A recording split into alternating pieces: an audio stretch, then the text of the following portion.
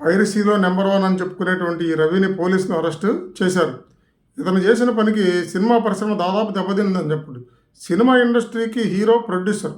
Producer ఉంటే తప్ప ఎంతమంది హీరోలైనా క్రియేట్ చేయొచ్చు. అలాంటి ప్రొడ్యూసర్ ఆరిపోతే సినిమాలు ఎందిస్తారు. భారతదేశంలో సామాన్యుడికి ఎంటర్టైన్మెంట్ ఏంటంటే సినిమానే. మనం ఏం చేయగలం? పబ్లిక్ వెళ్తామా, క్లబ్బులకి వెళ్తామా, ఒక 100 రూపాయలు పెట్టి సినిమాకి వెళ్ళి సినిమాని ఎంజాయ్ చేస్తాం. మనకు పార్కుల్లో, క్లబ్బుల్లో, జలపాతాల్లో, టూరిజంకి వెళ్తాను, మన దగ్గర అంత డబ్బులు పడదు. మొదటి నుంచి మనకున్న చిన్న ఎంటర్టైన్మెంట్ అంటే సినిమా. అది టీవీలో చూసినా, ఫోన్లో చూసినా, ఎక్కడ చూసినా కూడా సినిమా అనేది మనకు ప్రాణం.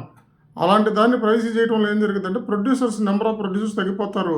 చిన్న సినిమాలు చచ్చిపోతాయి. ముందు సగం భయంతో ప్రొడ్యూసర్స్ వెనక్కిపోతున్నారు.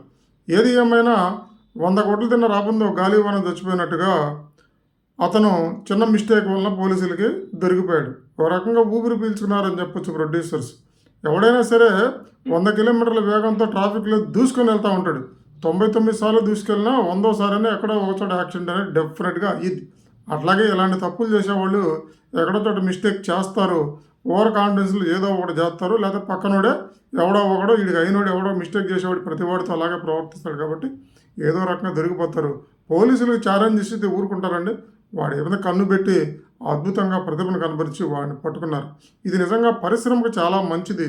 కొంతమంది ఫ్రీగా చూసే వాళ్ళకి బాగుండొచ్చు, కానీ నెంబర్ ఆఫ్ మూవీస్ రావాలంటే ప్రొడ్యూసర్ బాగుండదు.